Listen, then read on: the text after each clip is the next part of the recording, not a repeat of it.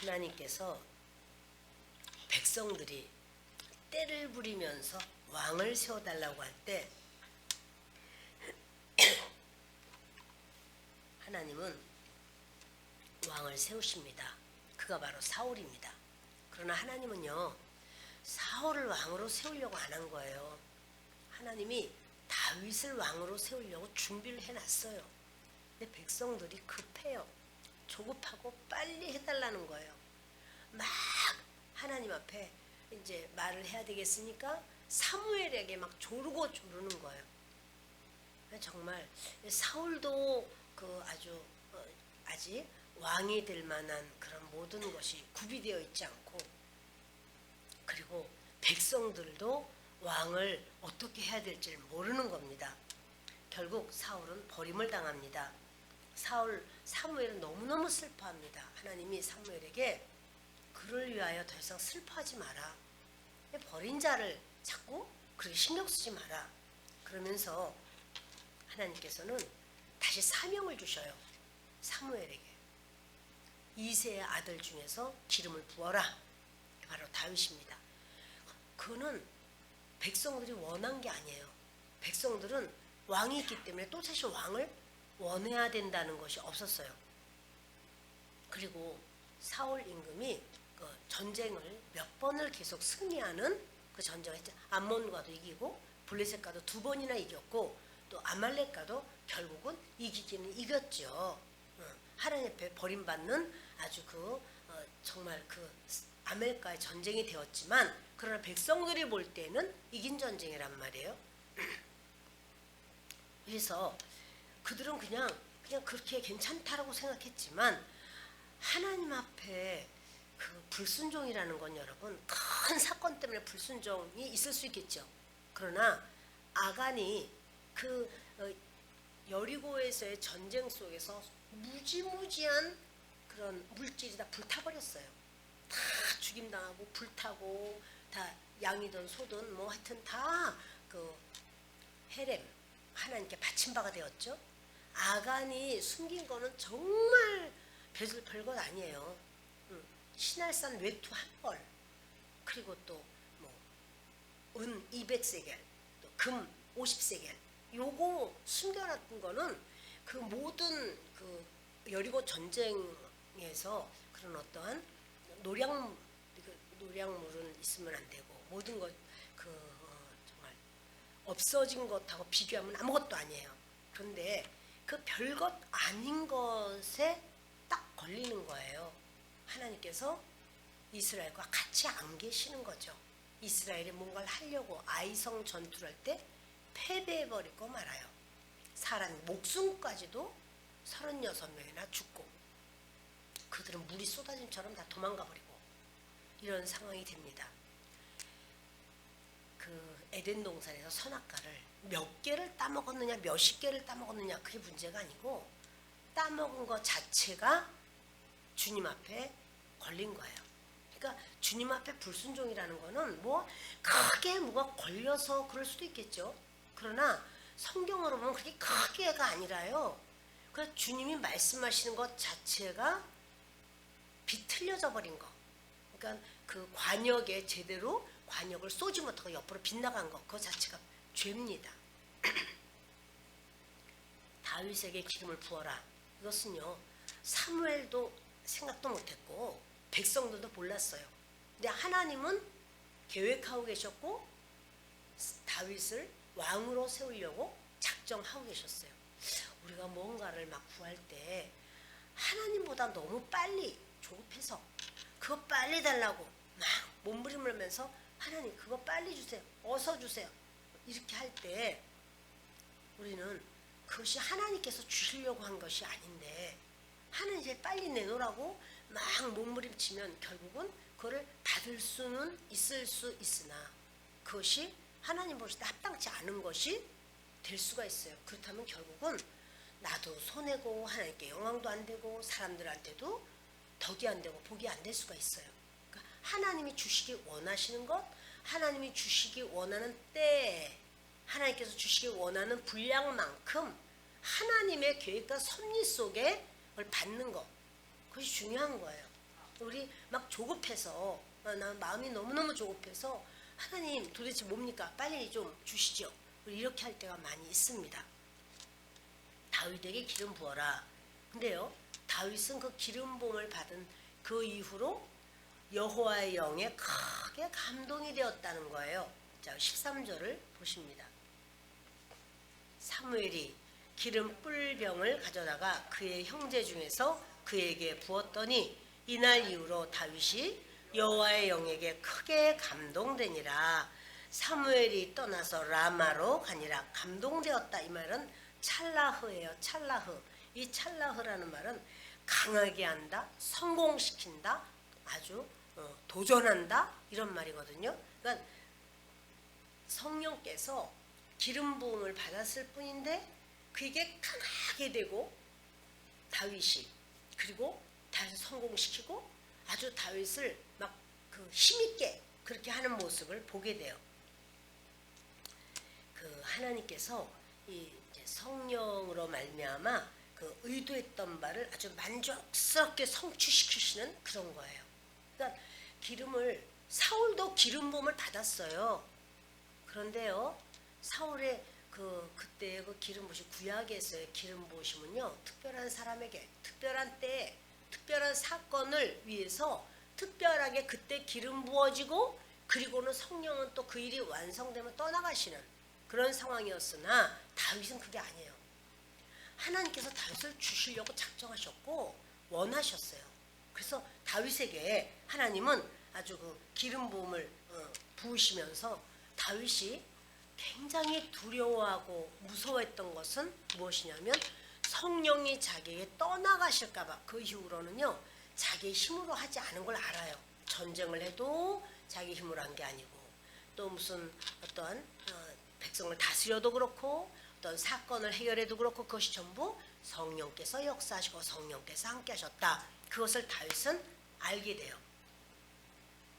불순종하는 사울에게는 여호와의 영이 그를 떠납니다.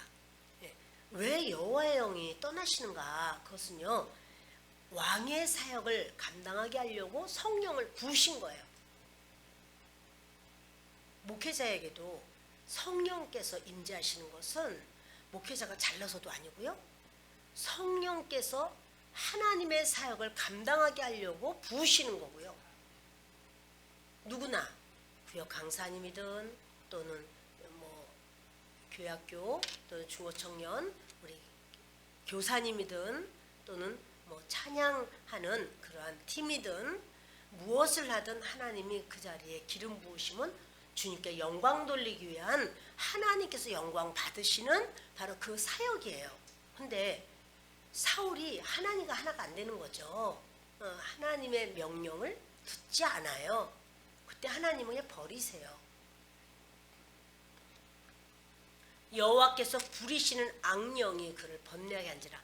하나님의 영이 떠나니까 악령이 그 사울에게 와요. 그래서 번뇌하게 하는 정신병이 생기게 됩니다. 성령은 자기 의지가 있으세요.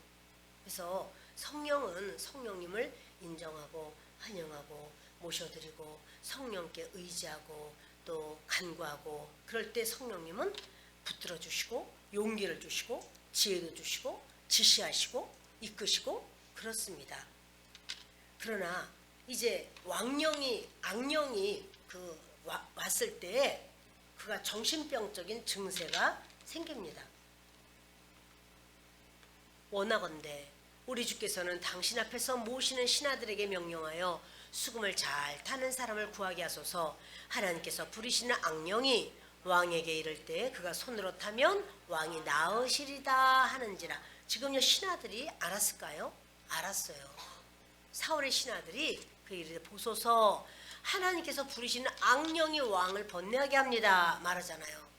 신하들이 알았어요. 그 사울 왕에게 정신병이 생겨가지고 막 번뇌하고 막 감정 조절이 안 되고 이렇게 하는 거, 이건 여호와께서 부리시는 악령이 이 사울 왕에게 임했구나. 그걸 알지만 신하들은 그가 왕이고 자기들은 그의 신하이기 때문에 그냥 어쩔 수 없이 그냥 있는 거예요. 그러면서 이제 안을 제안하는데 그것은 뭐냐면 수금을 잘 타는 사람 음악 치료법으로 치료 좀 받으십시다 이런 말을 하는 거예요. 음악 치료로 고대는 음악 요법이 좀 있었다 그래요. 그래서 이렇게 왕에게 그렇게 해서 수금을 잘 타는 사람을 구해서 그렇게 하면 악령이 왕에게 이를 때 그가 손으로 타면 왕이 나으시리다. 그렇지만 이렇게 음악 요법으로다가 낫게 하고 이런 거는 일시적이지 영구히 진짜 아주 사울 왕이 그 악령이 완전히 떠나가는 거는 아니에요. 악령이 완전히 떠나가려면은요 사울이 회개해야 되죠. 사울이 진실로 하나님께 회개해야 돼요. 회개 없어. 그리고는 그냥 이렇게 왕을 달래는 비위를 맞추는 또 이렇게 해서 조금 도움이 되는 이런 안을 왜냐면 회개하시오 이렇게 말할 사람이 없어요. 회개하시오라는 말은 사무엘밖에는 할 수가 없는데 사무엘이 사울을 안 봅니다.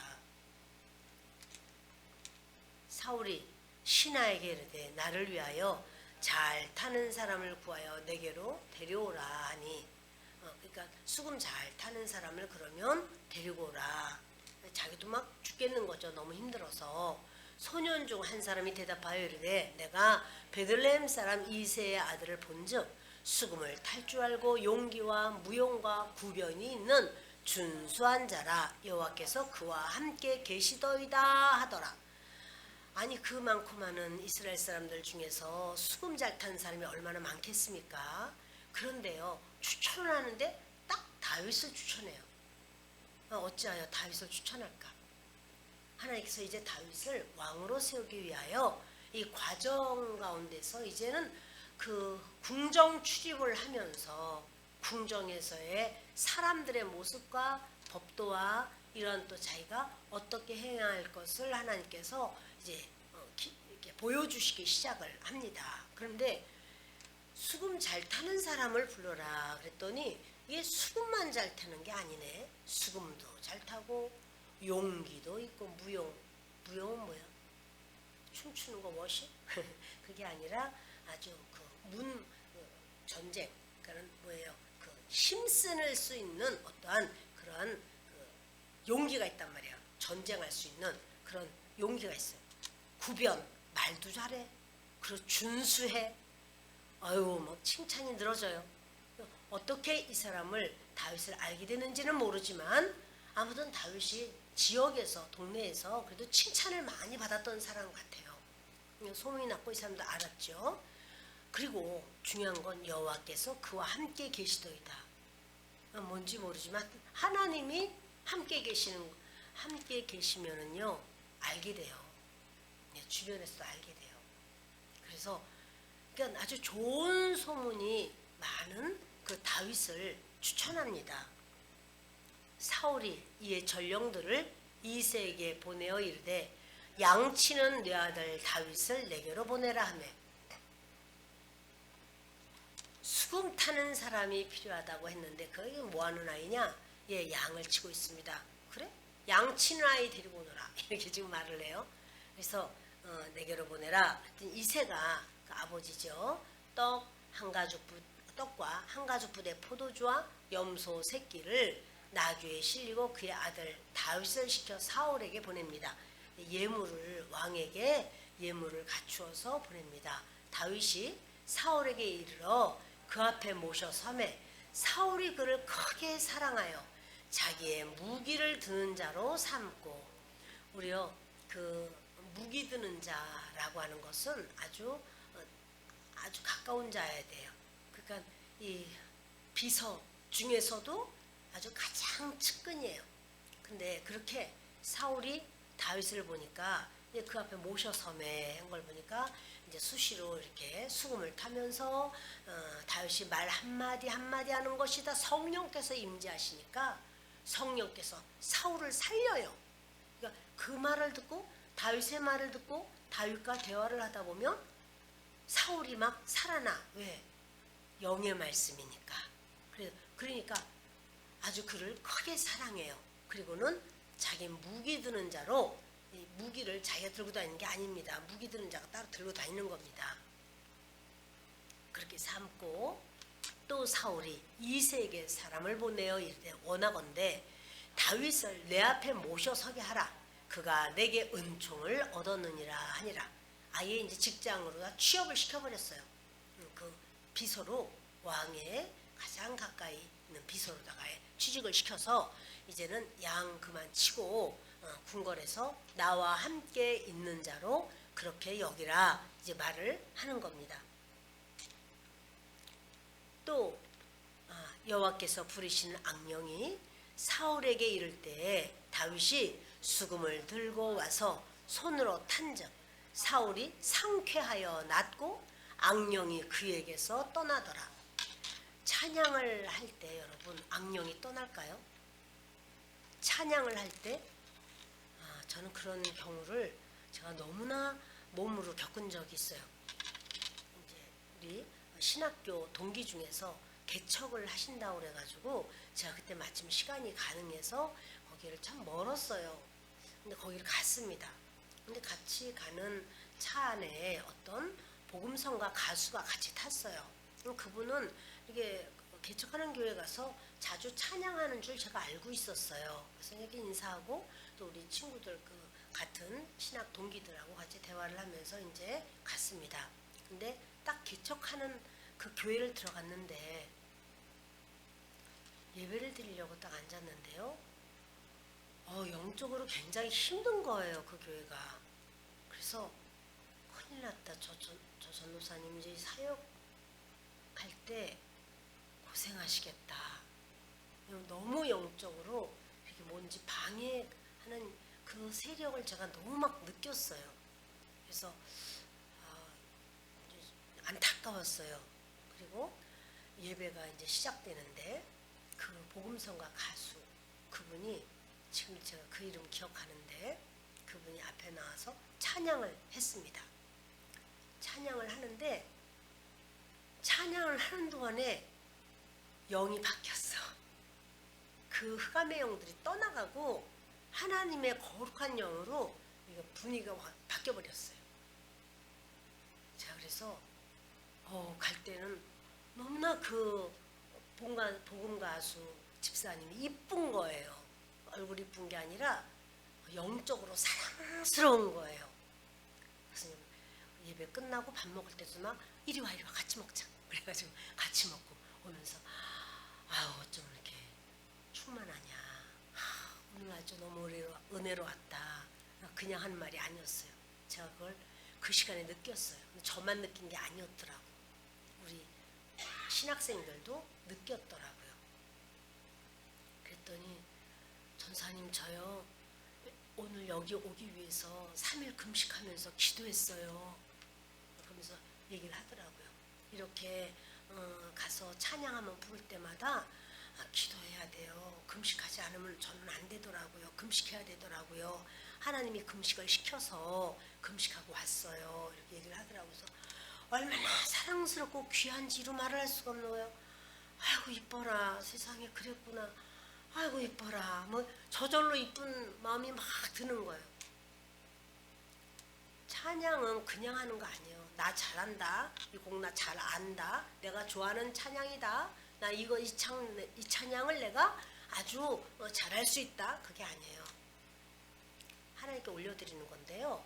찬양을 할 때 벌써 영적 전쟁이에요. 영적 전쟁이기 때문에 그러한 마음으로 그 찬양이 하나님께 올라가고 우리 주일날도 마찬가지고 찬양을 드릴 때마다 그러한 중심으로 찬양이 드려져야 돼요. 정말로 주님 앞에 그 신실함으로 엎드리고 낮아지고 그리고 성령께서 역사해달라고 오늘 오신 성도들 속에 역사하는 악한 영은 쫓겨나가고 하나님께서 그래서 제가 굉장히 그 안타까운 건 뭐냐면 아이고 설교하시는 목사님 힘드시겠네 그 생각을 했거든요. 그런 경우에는 설교하는 분이 굉장히 힘들어요. 그런데 그 집사님이 찬양을 샥 부르고 난 다음에 그리고는 이제 목사님 설교하시는데 얼마나 은혜로운지. 그래서 그러니까는 그 목사님의 설교뿐만 아니라 이렇게 찬양과 더불어서 그런 영적인 역사가 있습니다. 그 사울이 상쾌하여 나았다 그러잖아요. 주님 앞에 드려지는 찬양을 통해서 이 다윗이 수금을 막 타면서 찬양할 때 하나님을 향하여 막 찬양이 뜨거운 그 성령의 기름 부으심과 더불어 찬양이 올라갈 때 악한 영들이 더 이상 있을 수가 없는 거죠. 쫓겨나가는 거예요. 그러니까 여러분 가정에서도 내 집안에서도 찬양을 자꾸 부르는 것이 좋은 거죠. 찬양을 자꾸 부르면서 영적으로 그렇게 승리하고 또 우리 각 개인들도 마찬가지로 어디서든지 주님 앞에 영광 돌리고 찬양하는 것 귀한 거예요. 때로 아유 아직 찬양 부르는 시간이니까 괜찮아. 이따가 설교에만 맞춰서 들어가면 돼. 행여나 이렇게 생각하면 안 되는 거예요. 찬양을 드릴 때 이미 찬양 벌써 시작했나? 그럼 막 뛰어들어와야 돼요. 찬양에 같이 동참하면서 찬양을 올리는 것이 맞아요. 하나님께서 부르시는 악령이 떠나가고 그리고 이제 사울은 아주 상쾌해지고 역사를 체험하니까 그러니까 사울이 다윗을 옆에 두고 귀하게 여기고 수시로 부르고 그런 거죠. 그렇게 하지 않았다면 어떻게 부르겠습니까? 예, 이제 17장 들어갑니다. 블레 사람들이 그들의 군대를 모으고 싸우고자 하여 유다에 속한 소고에 모여 소고와 아세가 사이에 에베스담밈에 진침해. 지금 아주 변두리 쪽에다가 진을 치는 거예요. 블레 사람들이. 그러니까 이 조금만 좀 틈이 있다 그러면 사단은요 공격해 와요. 조금만 틈만 있어도 사단은 거길 삐집고 들어가려고 하는 공격하는 자예요. 그래서 쐐기 박는 자라는 말씀을 드렸죠. 사단은 이렇게 쐐기라는 것이 아시죠? 틈이 있으면 거기다가 이제 나무를 깎아서 그 틈에 막 이렇게 망치질을 해서 고슴을 딱 메꾸고 그 위 남는 거는 이제 이렇게 대패로 다 깎아버리고 이렇게 합니다. 여기 쐐기 박은 거예요. 그것처럼 사단은요 틈만 있으면 그 틈을 파고 들어간단 말이에요. 그것처럼 이 블레 사람들이 군대를 모으고 지금 그 이스라엘과 싸우려고 하는데 이스라엘은 지금 사울이 임금이죠. 이스라엘 사람들은 임금만 있으면 그래서 전쟁에 가자 뭐 이렇게 하면 그냥 착착 움직이니까 될 줄 알았어. 아니요. 전쟁은 하나님께 속한 거예요. 하나님이 도와주시고 하나님 밀어주시고 하나님이 역사하셔야 그 전쟁에 승리하는 거지. 전쟁을 뭐 왕이 있다고 해서 지금 왕은 아니 그 껍데기예요. 성령은 떠나갔고 악령의 밥이야. 악령이 와서 건드리면 건드린 대로 그냥 픽 쓰러지고 악령이 그렇게 막 정신병을 막 번뇌케 하면은 막 어쩔 줄 몰라서 막 번뇌하고 그게 무슨 왕 아무 소용없는 거죠. 이렇게 참 별 볼 일 없는 왕인데 그러니까는 백성들은 왕만 있으면 우리는 전쟁에서 승리해 이렇게 지금 생각하는 거예요. 그런데 이렇게 변두리에 진을 치니까 사울과 이스라엘 사람들이 모여서 엘라 골짜기에 진치고 블레셋 사람들을 대하여 전열을 벌였으니 뭐냐면 전에도 블레셋과 전쟁에서 2번 이겼어요. 그러니까 2번 이겼으니까 우리가 뭐 이길 수 있어. 지난번에도 이겼잖아. 이렇게 생각하는 거예요. 근데 그 첫 번째 이긴 거는 사무엘이 미스바로 모여라 이런 대각성하는 그러한 하나님 앞에 겸손하게 낮아지고 하나님 앞에 함께 예배하고 기도하는 바로 그 가운데서 블레셋이 쳐들어왔다가 그때 이제 그 사무엘의 정말 주님 앞에서 역사로 인해서 승리한 거예요. 사울이 어떠해서가 아니에요. 그 다음엔 또 뭐예요? 요나단이 거기 올라가가지고 그래서 먼저 나가서 이겼잖아요. 자기는 못 이겼잖아. 자기는 석류나무 아래서 그냥 더우니까 그냥 거기 그늘에 앉아가지고는 어떡하나, 그러고는 600명밖에 안 남아서 이걸 어떻게 하면 좋은가 이렇게 하고 이렇게 있었잖아요. 그런데 그 마지막에도 더 싸워도 되는데 그때는 또 싸우지도 않고 그냥 가자 이래가지고 다 돌아가 버렸잖아요. 그러니까 싸울 수 있을 때 여러분 끝까지 싸워야 되는 거예요. 이스라엘도 그 이스라엘을 가나안 땅으로 점령해라. 그럴 때 끝까지 전쟁을 했으면 이기는데 그 전쟁하지 않으니까 그들이 남아서 그 옆구리에 가시가 되고 얼마나 힘든 상황이 되잖아요. 우리가 싸울 수 있을 때 싸워야 되는 거 맞아요. 그랬더니 그들이 다시 전열을 갖추어서 전쟁을 이번에 또 자기들이 해오잖아요. 그러니까 아유 뭐 자기들은 2번이나 이겼는데 우리가 못 이기랴 이러고는 아주 전열을 벌였는데요. 그런데 읽겠습니다. 블레 사람들은 이쪽 산에 섰고 이스라엘은 저쪽 산에 섰고 그 사이에는 골짜기가 있었더라. 블레 사람들의 진영에서 싸움을 도두는 자가 왔는데 그의 이름은 골리앗이요 가드 사람이라. 그의 키는 6규빗 한 뼘이요. 이게 뭐냐면요, 지금 블레셋 사람들이요 전략을 바꿨어요. 전에는 그냥 전략을 그냥 이렇게 막 와라라 와가지고는 막 여기저기 이렇게 해서 전쟁을 하려고 했지만 이제는 뭐냐면 그렇게 전쟁 안 하고 그 중에서 그 엄청난 그 거인 바로 골리앗을 세운 거예요. 그러니까 전하고 달라. 전에는 그냥 전쟁이 같이 맞붙었는데 이제는 맞붙을 필요가 없어.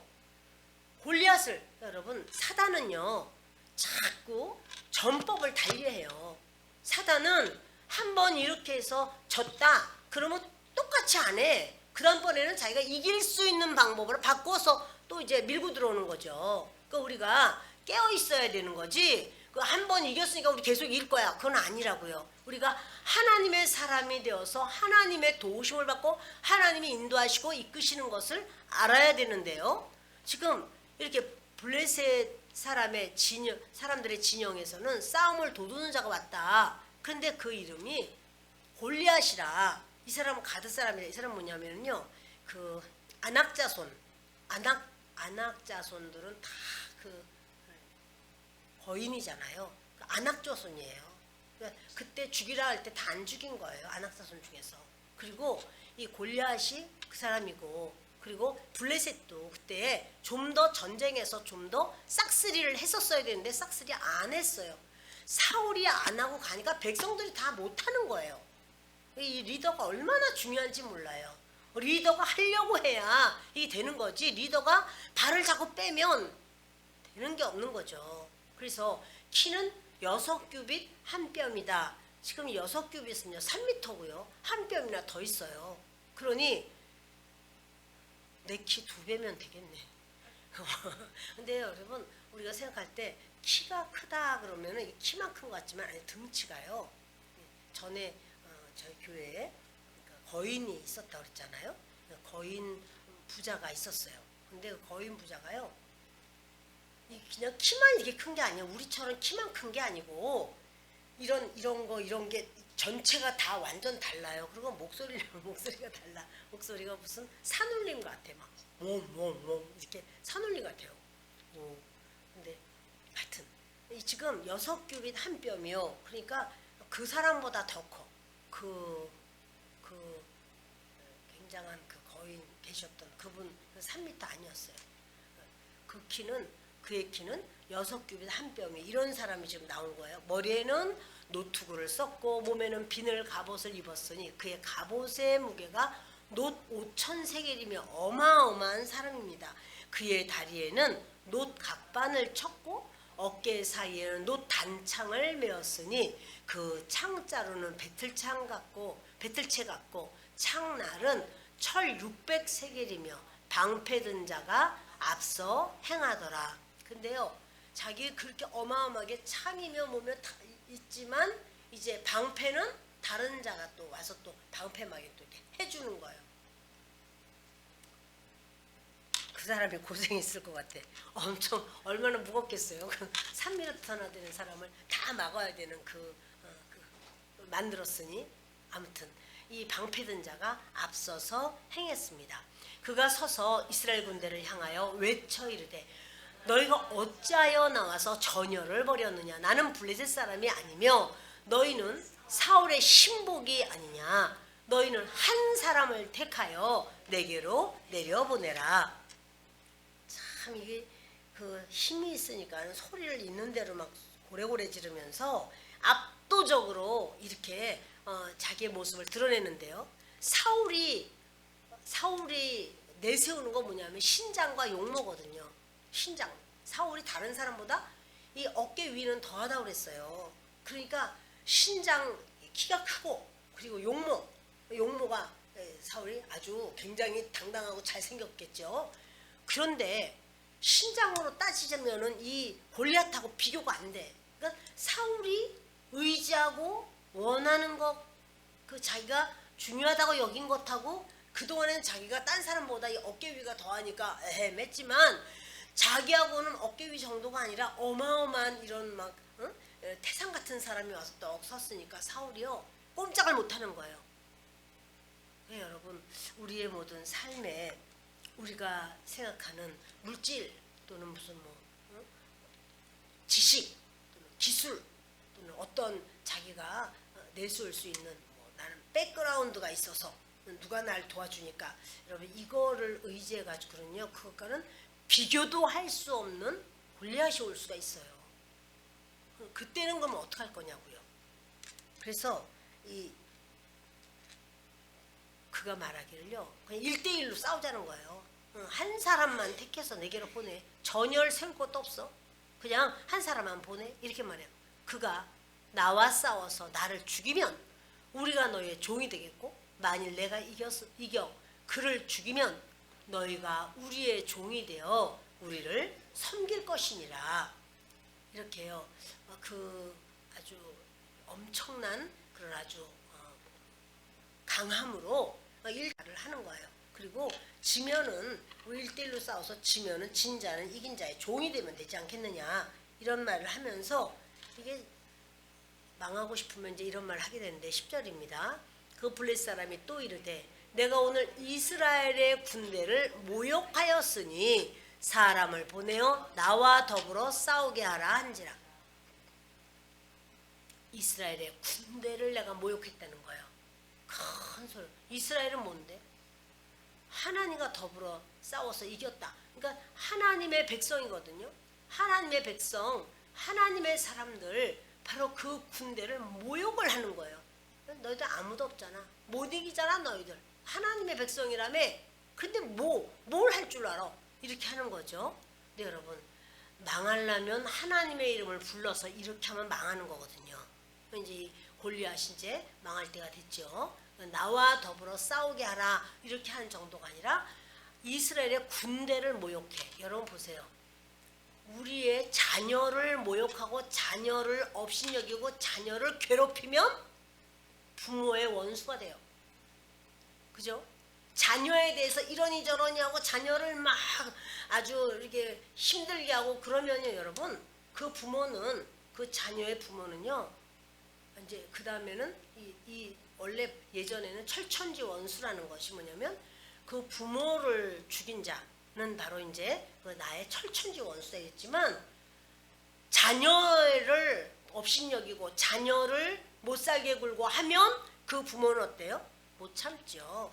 바로 지금 그 이스라엘 군대는요 하나님은 이스라엘을 군대라고도 말씀하시고 하나님의 백성을 하나님은 너무나 사랑하시는데 하나님의 백성을 업수히 여기는 거예요. 지금 블레셋 그 골리앗이 이렇게 말을 하는 겁니다. 사울과 온 이스라엘이 블레셋 사람의 이 말을 듣고 놀라 크게 두려워하니라. 사울도 놀라기도 하지만 막 두려워해. 왜 그러냐면 사울의 그 자랑, 사울이 내세우는 거는 자기 용모와 신장밖에 없는데 이 골리앗하고는 비교가 안 되는 거예요. 그러니까 놀라고 또 두렵고 벌벌 떱니다. 왜 이렇게 벌벌 떨까요? 그것은요 믿음이 있는 한 사람이 없어서 그래요.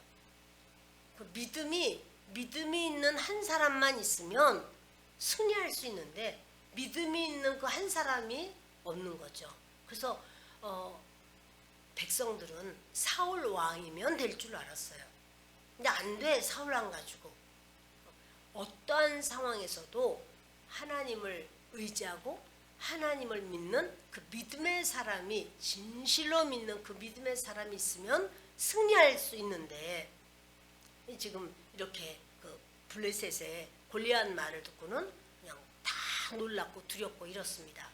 다윗은 유다 베들레헴 에브라 사람 이새라는 사람의 아들이었는데, 이새는 사울 당시 사람 중에 나이가 많아 늙은 사람으로서 8 아들이 있는 중 그 장성한 세 아들은 사울을 따라 싸움에 나갔으니 싸움에 나간 세 아들의 이름은 장자 엘리압이요, 그 다음은 아비나답이요, 셋째는 삼마며, 세 아들은 전쟁에 나갔습니다. 다윗은 막내라. 장성한 세 사람은 사울을 따랐고, 다윗은 사울에게로 왕래하며 베들레헴에서 그의 아버지의 양을 칠 때, 그러니까 이제 왔다 갔다 이제 형들이 뭐 필요하다 그러면 이제 아버지한테 말하고, 아버지한테는 지금 군대가 어떠어떠해요, 형들은 잘 있어요, 이런 얘기를 다윗이 이렇게 왔다 갔다 하면서 전하는 거죠. 그 블레셋 사람이 40일을 조석으로 나와서 몸을 나타내었더라. 40일 동안을요 소리 지르고 아침 저녁으로, 무슨 하나님 앞에 예배도 아니고 말이야, 지가 나와가지고는 고래고래 소리 지르는데 그때마다 사람들이 기가 죽는 거야. 원래 조석은 하나님께 제사 드리는, 하나님께 영광 돌리는 시간인데, 이거는 영광 돌리기는커녕 블레셋 사람 그 골리앗이 조석으로 나와서 몸을 나타내니까 이스라엘 백성들은 다 두려워서 아침 저녁으로 벌벌 떠는 거죠. 이새가 그의 아들 다윗에게 이르되, 지금 내 형들을 위하여 이 볶음국식 한 에바와 이 떡 10덩이를 가지고 진영으로 속히 가서 내 형들에게 주고, 이 치즈 10덩이를 가져다가 그들의 천부장에게 주고, 내 형들의 안부를 살피고 증표를 가져오라. 분명히 전달했다고 하는 증표를 가져오라는 거야. 별로 잘 안 믿는 것 같아, 아버지가 아들을. 그렇게 하고 증표까지 가지고 오라, 이렇게 말을 합니다. 그러면서 이제 그 형들에게도 궁금할 거 아니에요. 아버지가, 아버지 늙어서 이제 가지 못하고 다윗에게 말을 합니다. 형들을 위해서 볶음국식 한 에바, 또 떡 10덩이, 그리고 가서 형들에게도 주고, 또 천부장에게는 이렇게 대접을 해라, 이제 줍니다. 그때 사울과 그들과 이스라엘 모든 사람들은 엘라 골짜기에서 블레셋 사람들과 싸우는 중이더라. 뭐 싸운다기보다는 거기서 그렇게 그냥 웅성웅성 항상 그렇게 하고 있겠죠. 다윗이 아침에 일찍 일어났다는 것은 순종이에요. 하나님의 일을 하는데 아주 부지런하게 순종하면서 일찍 일어나요.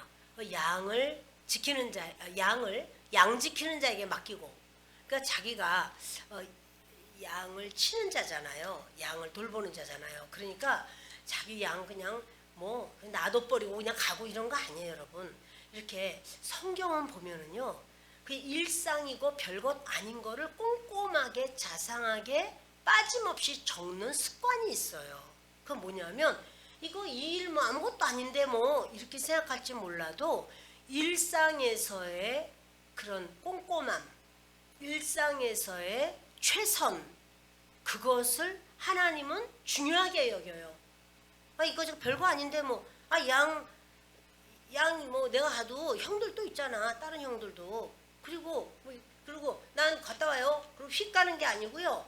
자기가 하던 일에 대해서 철저하게 그 부분을 이렇게 맡기면서 양 지키는 자에게 양을 이렇게 해야 됩니다. 이 양은 이런 습관이 있습니다. 저기에 있는 몇 양은 지금 임신한 양들입니다. 이쪽 이 양들은 마른 풀을 좋아합니다. 뭐 여러 가지 이런 내용을 다 샅샅이 이야기를 하는 거예요. 여러분, 이게 굉장히 중요합니다. 우리가 하나님의 일을 할 때 하나님 누구를 쓰실까?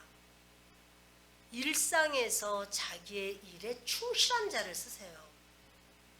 일상에서 자기 일에 충실하지도 않으면서 그냥 무조건 간에 덮을덮을 한다고 해서 주님이 그렇게 쓰시는 거, 그렇게 하지 않는 것을 성경으로 봐요. 그러니까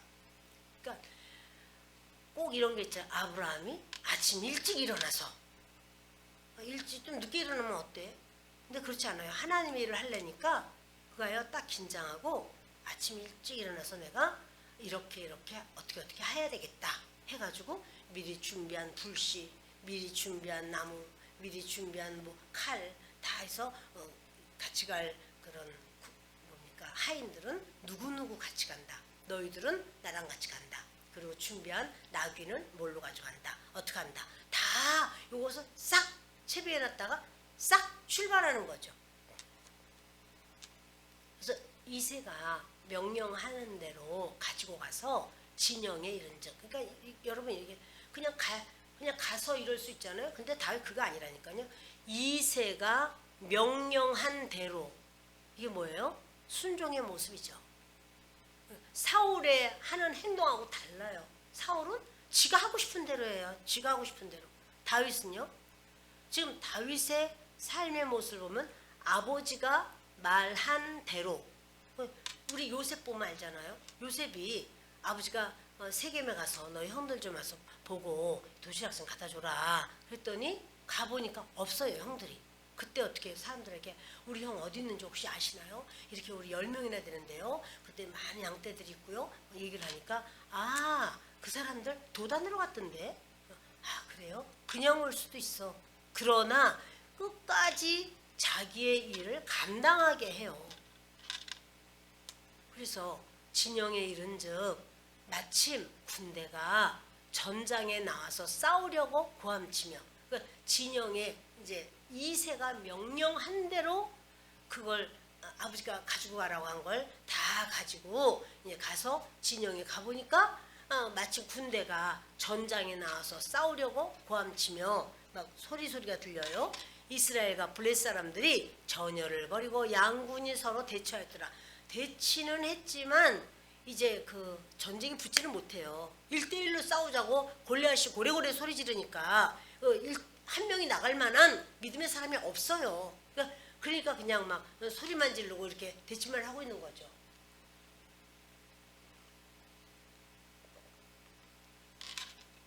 다윗이 자기의 짐 지키는 자의 손에 맡기고 군대로 달려가서 형들에게 문안하고.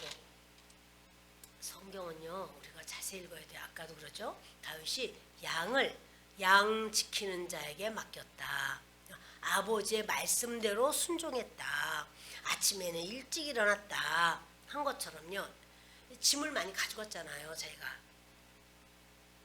떡도 10덩어리나 가져가고 볶음국수도 한 입에나 가져가고 또 뭐 치즈 10덩이 그 천부장들에게 줄 치즈도 또 가져가고 했는데 이 짐을 그냥 놔두고 가면은 안 되는 거지.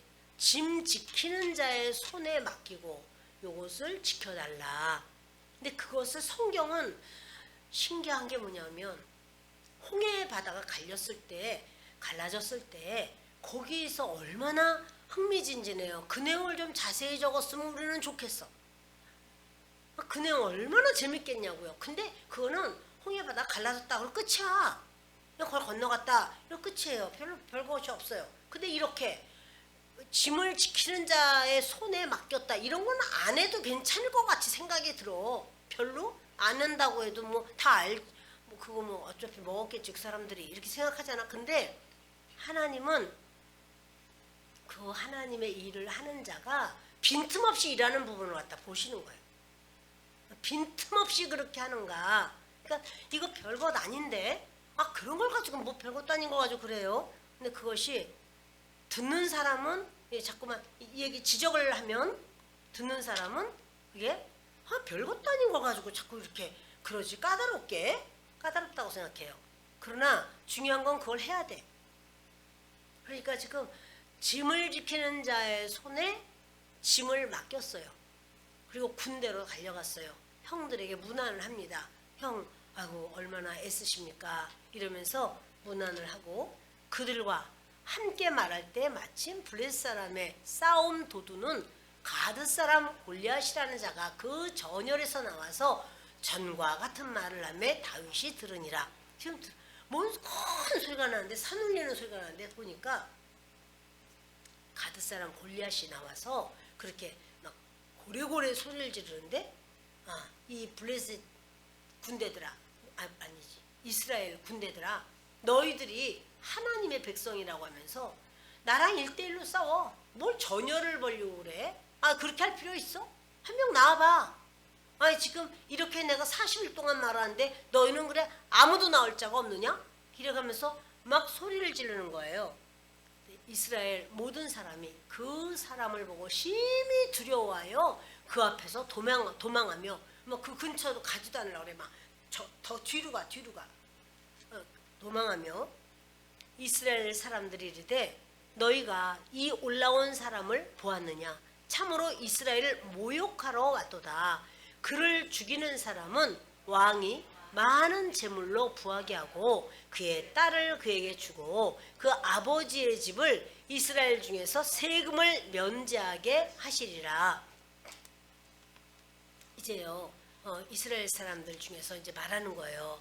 야 너희 온 사람 이제 그 중에서 너희들이 어떻게 좀 한 사람 좀 없냐? 우리 저 사람하고 싸울 한 사람 혹시 있느냐? 그러면 만일 그를 죽이는 자가 있다면은 왕이 재물을 많이 주겠다고 부유하게 해주겠다고 그리고 공주를 이렇게 아내로 주겠다고 그리고 또 이스라엘 중에서 세금도 면제하게 하겠다고 여러 가지 이런 얘기가 있었지만 그거 다 아는 얘기였겠죠. 그러면서 이렇게 준다고 말을 해도 아무도 안 나가는 거죠. 다윗이 곁에 서 있는 사람들에게 말하여 이르되 이 블레셋 사람을 죽여 이스라엘의 치욕을 제거하는 사람에게는 어떠한 대우를 하겠느냐. 그러니까 확실하게 들어보는 거예요. 그러니까 이 할례 받지 않은 블레셋 사람이 누구이기에 살아계시는 하나님의 군대를 모욕하겠느냐.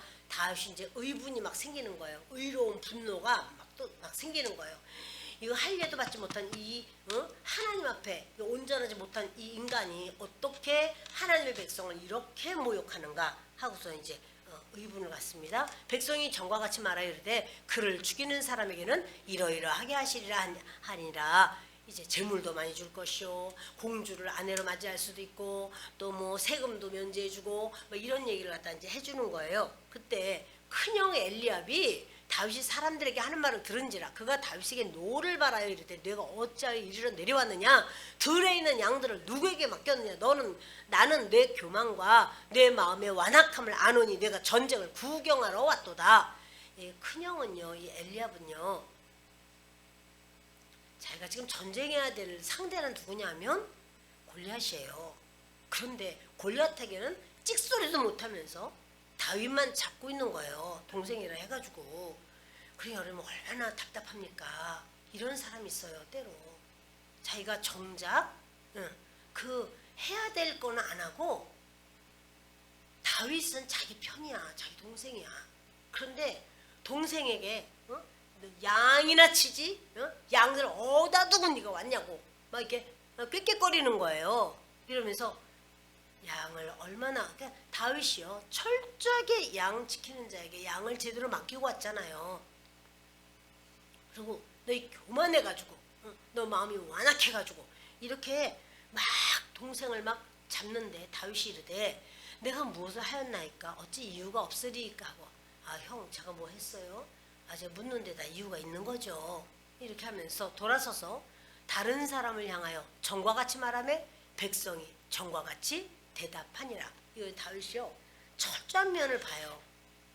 다윗이 모든 것이 철저해요. 그냥 이렇게 한마디 듣고 그냥 그렇다고 그냥 그런 줄 알았지 이렇게 말하면 안 된다니까. 딴 사람이 그냥 그렇다니까 그냥 그런가 보다 그러고 나는 그런 줄 알고 그렇게 했지 뭐 이렇게 하면 안 되는 거야. 정확하게 알아야 되니까 정확하게 묻는 거예요. 몇 번이나 물어보니까 그들이 그렇다라고 이 사람 저 사람이 증인들이 있어. 증인들이 말을 쭉 해주는 거예요. 증인의 수는 2잖아요. 그러니까 두 사람 이상의 사람들이 왕께서 그렇게 말씀하셨어 라고 이야기를 해주고 그 말을 들은 거죠. 여러분 이렇게 참 다윗은 쓸데없는 분쟁에 휩쓸리질 않아요. 그런데 지금 엘리압은 쓸데없는 분쟁을 만드는 자예요. 형이라고 해서 다 그렇게 잘하는 게 아니라 우리에게 있어서는 정말 이렇게 내가 어떻게 하는 것이 하나님의 보실 때 합당할까 다시 한번 우리가 볼 수 있는 그런 말씀인 줄 압니다. 오늘 여기까지 합니다. 믿음이 있는 한 사람, 믿음의 한 사람만 있으면 나라가 다 살아나요. 믿음의 한 사람만 있으면 그러면 이 문제는 문제가 아니에요. 중요한 거는 그 신장과 용모 때문이 아니고 믿음 때문이에요. 다윗은 그 믿음이 있었고 그 믿음으로 나아가요. 엘리압은 믿음이 아니었어요. 그러다 보니 그 엘리압은 그냥 이렇게 생활 속에서 만약에 다윗이 이때 엘리압하고만 싸우고 막 난리쳤으면 골리앗하고 어떻게 싸우겠어요. 엘리압의 그런 딴지 걸고 막 그런 거를 다윗이요 그냥 이렇게 쓱 지나가요. 우리가 누구랑 원수인지, 여러분 누구랑 원수예요? 마귀랑. 그렇죠. 마귀랑 원수죠. 마귀랑 원수인데 우리끼리 부딪히면 마귀는 좋아하겠죠. 그러나 여러분 이 시간 우리 다윗이 얼마나 지혜 있게 자기 일을 잘 하는지, 그리고 그럼으로써 하나님의 나라의 일꾼이 되는데 이렇게만 했다고 해서 일꾼 되지 않아. 그로부터도 10년 동안을 수없이 고난과 연단을 당하지만 그 연단과 환난과 고난 중에서 단단해지는 거예요. 강해지고 단단해지는 거예요. 그러지 않았으면요 사울처럼 정신이 막 번뇌해가지고 막 헬렐레 됐을 거예요. 근데 다윗은 하나님만 의지하고 매달려. 왜? 자기 민족 전체가 다윗 잡아라 이렇게 됐는데 누가 미치지 않겠어요? 누가 공황장애가 없겠어요? 대인 기피증이 어떻게 생기지 않을 수가 있겠어요? 근데 다윗은 그런 거 없잖아요. 왜요? 그건 다윗이 오로지 어떤 상황에서 하나님 의지하고 신뢰하고 나가는 거예요. 그리고 내가 서야 될 자리인지 앉아야 될 자리인지, 내가 가야 될 자리인지 그대로 숨어야 될 자리인지를 아는 거예요. 우리가 오늘도 그 주님 앞에 나오셨습니다. 우리 하나님께 우리 같이 구할 때 하나님 아버지 바로 그 믿음의 한 사람이 되게 하옵소서. 믿음의 한 사람이 되어서 가정을 세우고 교회를 세우고 부역을 세우고 믿음의 한 사람이 되어서 하나님께 영광 돌리는 내가 되게 하여 주옵소서. 우리 하나님께 함께 기도하는 시간 갖겠습니다.